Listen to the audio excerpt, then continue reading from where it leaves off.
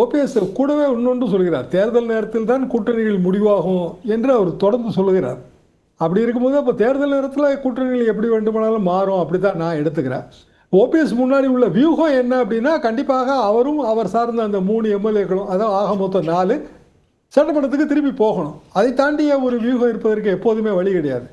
நடப்பு எம்எல்ஏக்கள் மீண்டும் எம்எல்ஏக்கள் ஆக வேண்டும். அப்படி என்றால் ஓபிஎஸ் அவர்கள் தனித்து போட்டியிட்டு அந்த இலக்கை அடைவது என்பது சாத்தியமே இல்லை. ஏதோ ஒரு அணிக்கு போகணும். ஏற்கனவே அவர் என்டிஏ கூட்டணியில் இருந்தார். என்டிஏ கூட்டணியிலிருந்து விலகுவதற்கு பிரதமரின் புறக்கணிப்பு தான் காரணம்னு நான் நம்பலை. ஏனென்றால் அவர் கிட்டத்தட்ட ஒரு 2024 கடைசியிலிருந்தே முரண்பட்டு தான் இருந்தார். ஒன்று. இன்னொன்று, எப்போ எடப்பாடி பழனிசாமி அவர்கள் இந்த கூட்டணியில் ஓபிஎஸ்ஐ கேட்காமல் சேர்த்து கொள்ளப்பட்டாரோ அல்லது ஓபிஎஸோடு கலந்து ஆலோசிக்காமல் சேர்த்து கொள்ளப்பட்டாரோ அப்போதே ஓபிஎஸோட ரோல் வந்து என்டிஏ கூட்டணியில் இல்லை. ஒரு பென்சில் ஷார்ப்பனர் மாதிரி. ஆனால் அது திரு டிடிவி தினகரன் உள்ளிட்டவர்களோடையும் கலந்து ஆலோசிக்கல தானே பாஜக. திரு எடப்பாடி பழனிசாமி கூட்டணிங்கிறத வேறு யாரோடையுமே அவங்க பேசலையே.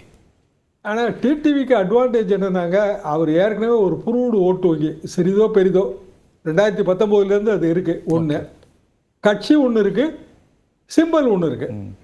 அப்போ 2 இருக்கும்போது என்டிஏ கூட்டணியில் இருக்கிற பிற கட்சிகள் மாதிரி தான் அவரும். அவர் நான் நேரமே கேட்கல, பிரதமரை சந்திக்க நேரமே கேட்கலன்ட்டார்.